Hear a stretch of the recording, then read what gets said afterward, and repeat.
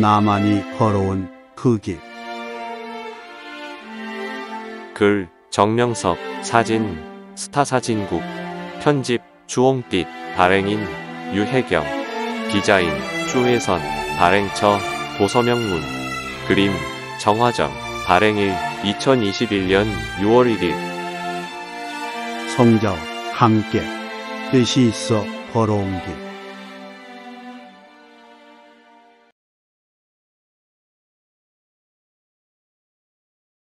3. 다리꼴 기도굴에서 깨달은 진리. 인간 창조와 타락의 비밀. 걱정과 고민들로 인해 시작한 기도. 10대 초반에 초등학교를 다닐 때 나는 무척 생각이 많았다. 걱정과 고민들이었다. 한마디로 말해서 고생이 많을 때마다 나의 생각은 더 깊어만 갔다. 잘 먹고 잘 살고 좋은 환경과 좋은 집에서 살았다면 아마도 그렇게 생각이 깊지는 않았을 것이다. 내가 사는 지역은 지금 누가 보아도 인정하는 첩첩산중이다. 나는 인생을 살면서 머리가 아프고 골치가 아플 때마다 높은 산으로 기어 올라가 봉우리에 쭈그리고 앉아 명상도 하고 기도도 했다. 어느 날은 인생을 하나면서 울며 불며 소리를 지르며 기도했다. 그러면 나의 심령의 먹장구름은 잠시나마 사라졌다. 이렇게 밤이 깊도록 기도하고 해가 뜨면 계곡에 들어가 열매를 따먹고 낮에는 성경을 읽고 밤이 되면 또 굴에 들어가 희미한 호롱불을 켜놓고 개인과 가정, 민족, 그리고 세계를 위해 기도했다. 실상 내 자신은 배고픈 환경 속에 초라한 존재였지만 하나님을 알고 인생의 허무함을 알았기에 무지 속에서 하나님을 모르고 사는 자들이 더욱 불쌍하였다. 그래서 눈물을 줄줄 흘리며 지구촌 사람들을 위해 기도한 것이다. 15세 때부터 산기도를 시작하여 굴 속에서 기도하고 대둔산 용문골 절벽 위에서 기도하며 보낸 시간들은 어언간 수십 년이 흘러가게 되었다. 영하 15도 이하의 추위도 결사적인 집념과 행동으로 이겨냈다. 나만의 기도 장소, 다리꼴 기도굴. 21년간 수도 생활을 하며 전국으로 다닌 곳도 많지만 깊이 묻혀 기도한 곳은 몇 군데이다. 그중 하나가 내 고향의 다리꼴 기도굴이다. 이곳은 1905년에서 1945년 일본이 통치하던 기간에 금을 캐기 위해 파들어가 광산으로 쓰던 굴이다. 깊지는 않지만 외부 사람들을 피해 기도하며 책을 볼 수 있는 조용한 굴이라서 나만의 기도 장소로 이용했다. 지금은 내 뒤를 따르는 자들이 나를 대신하여 그 자리에서 밤을 지새우며 기도하기도 한다. 그 굴에서 제자들이 너무도 많이 오고 가서 굴이 닳고 닳았다. 다리꼴 기도굴은 내가 살고 있는 시골집에서 약 1.5km 떨어진 굴이라 낮에 일을 하고 가도 부담이 없는 거리였다. 온종일 피곤하게 일하고 씻고 닦고 저녁을 먹은 후 기도하러 가기에 거리상 좋았다. 늘 나무하러 다니던 산이기 때문에 밤에도 무섭지 않고 정신적인 부담도 별로 없었다. 광산은 금이 나오지 않아 오래전에 철거되었기 때문에 나만이 다니는 길이 되었다. 금은 밤이든 달밤이든 비바람이나 눈보라 치는 밤이라도 더듬거리지 않고 뛰어다닐 정도로 익숙해진 나의 길이 되었다. 나의 수도 생활에 있어서도 뜻이 얽힌 곳, 이 다리꼴 기도굴에 기도하러 다니기 시작한 때는 45년 전보다도 더 오래돼서 어느 해인지 잘 알 수 없고 날짜는 확실히 모르지만 내가 장본인이니 그곳에서 일어났던 일들은 기억하고 있다.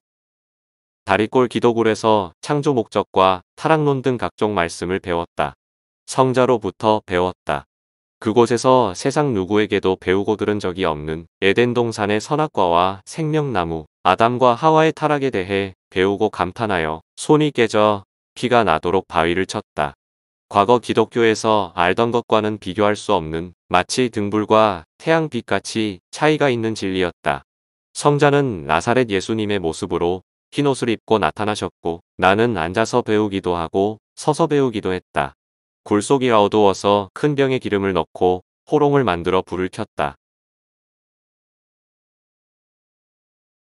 창조의 비밀, 타락의 비밀을 풀다. 1970년 초봄, 찬바람이 불고 산골짜기 바위에 흘러내리던 물이 얼어붙어 바위가 하얗던 때였다. 성자께서 나를 사랑하시는 것을 깨달으니 어떤 고생을 해도 절대 성자의 곁을 떠날 수가 없었다.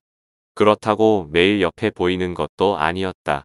처음 기도할 때 어쩌다 한 번씩 모습을 보여주시며 어떻게 하라고 가르쳐 주신 후 떠나시고 그러고는 오랜만에 다시 나타나시곤 했다. 또 기도하면 보이지 않고 깨닫게 해주시어 마음으로 성자의 말씀이 들려왔다. 그 즈음 나는 창조의 비밀을 깨닫게 되었다. 그동안 창세기 2장 8절부터 17절까지를 읽고 선악과와 생명나무에 관한 의문을 풀지 못해 이것을 알고자 오래전부터 기도하며 몸부림을 쳐왔다. 선악과와 생명나무. 이것은 과연 무엇을 두고 말했을까? 오늘날에는 그 나무와 열매가 없는 것인가? 하고 궁금해하며 하나님, 성자, 성령님께 묻고 성경의 수백 군데를 다 뒤지며 기도했었다. 선악과에 대한 궁금증에 사로잡혀 기도한 것은 그때가 18년째 되는 때였다. 흔히 일반 목사들이 말하듯 무조건 믿지, 뭘 알고 믿으려고 하느냐 하는 식의 신앙이었더라면 이 진리를 깨닫지 못했을 것이다. 생명나무와 선악과가 얼마나 중요한지는 성경의 본문에서 찾아볼 수 있다. 창세기를 보면 하나님은 천지를 창조해 놓고 사람을 창조하신 다음에 에덴 동산 중앙에 선악과와 생명나무를 만드셨다. 그리고 그것을 중요하게 강조하시며 지구상에 자기가 창조한 사람까지도 그것만큼은 절대 못 따먹게 말씀한 내용이 나온다. 아니, 그것이 무엇이기에 하나님이 최고로 귀하게 창조한 사람까지도 그걸 못 먹게 했냐? 나는 정말로 궁금했다. 예수님은 생명을 두고 천하를 주고도 바꿀 수 없는 것이라고 평가했는데 그것을 따먹으면 생명을 잃게 된다고 말씀했으니 그놈의 과일이 사람보다 귀하냐는 의문이 들었다. 세상에 사람보다 귀한 과일이 있을까? 법칙상 있을 수가 있단 말인가? 하고 나는 깊은 경지에 들어가 생각하기도 했다. 하나님은 사람보다 선악과를 귀하게 여긴 것일까? 의문스러웠던 나는 하나님께 기도하며 왜 선악과를 귀하게 여기시냐고 물어보았다. 요즘 말로 어린 푼어치도 안 되는 말이었는지 대답이 안 왔다. 하나님은 왜 자기가 귀히 창조한 자들이 따먹으면 죽을 과일을 만드셨을까? 아무리 생각해도 정말 이치에 안 맞는 일이었다.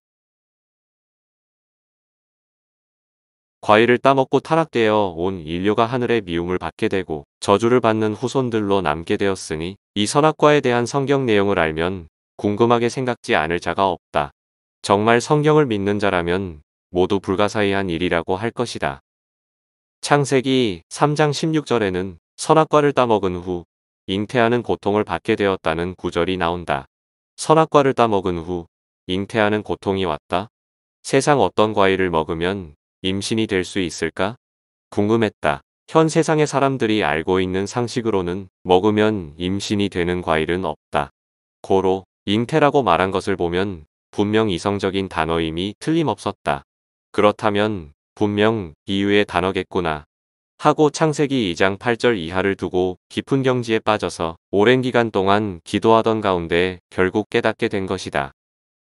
창세기 2장 8절 이하를 보면 생명나무와 선악과가 나오고 아담과 하와 이야기, 즉 남자와 여자 이야기가 나온다. 먼저 인간을 나무로 비유한 것을 깨닫고 이것이다. 생명나무는 아담을 가리켜 비유한 것이구나 했다. 그리고 남녀가 이성적 행위를 할 때 잉태됨을 3장 16절에서 말했으니 2장 17절에 먹으면 죽는다는 것은 하나님이 자기가 창조한 자들에게 이성의 법을 정해놓고 그 법을 지키지 못하면 영적으로 볼 때 죽는다고 표현한 것이구나 하고 깨달았다. 나는 이것이 틀림없다고 굴속에서 고함을 지르면서 외쳤다. 가정에서도 어린 자녀의 이성관계는 부모가 엄히 다루고 있다. 그와 같이 하나님도 그리하셨다는 영감과 감동이 나에게 크게 부딪혀왔다. 아, 선악과는 하와를 말하고 생명나무는 남자, 곧 아담이구나 하며 생명나무와 선악과가 이렇게 상식적인 단어임을 깨닫게 되었던 것이다. 고린도전서 15장 45절에서 첫사람 아담은 산 영이라고 했고 마지막 아담은 살려주는 영이라고 했다. 곧 예수님을 후아담이라 칭했다. 또 요한계시록 22장 14절을 보면 생명나무에 대한 언급이 나오는데 신학에서는 여기에 생명나무를 예수님이라 한다. 예수님을 가리켜 생명나무로 비유한 것이다. 고로 전아담인 에덴 동산의 아담을 생명나무로 칭했음이 틀림없고 아담 앞에 하와는 선악과로 혹은 선악을 구분하는 열매로 칭했음은 어디 갈 데가 없는 확실한 말씀이다. 또한 여자의 한 지체를 선악과라는 금단의 과일로 표현했음을 깨달았다. 성경 아가서에서는 솔로몬이 여자의 지체를 들어 여러 가지로 비유했다. 얼굴은 달로, 목은 망대로, 유방은 쌍태 노루 새끼로, 다리는 성전 기둥으로, 키는 종려나무로, 배꼽은 포도주를 부은 잔으로, 허리는 꼭 묶은 밀단으로, 눈은 연못으로, 입술은 홍색 실로, 뺨은 석류로 비유했다. 고로 창세기에서 여자 지체를 과일로 비유함은 마땅한 것이다. 이 모든 것을 깨닫고 굴에서 나올 때 동쪽 산에 막 해가 떠오르고 있었다. 그때 저 찬란한 빛이 어두움을 모두 물러가게 하는 태양빛이 분명하듯 내가 깨달은 진리 또한 분명히 맞다. 선악과도 생명나무도 분명 사람을 두고 말했음이 틀림없다. 라고 번갯불 이치듯 내 머리에 영감이 와닿았다. 나는 너무 감격해 주먹으로 땅을 치고 바위를 치며 기뻐했다.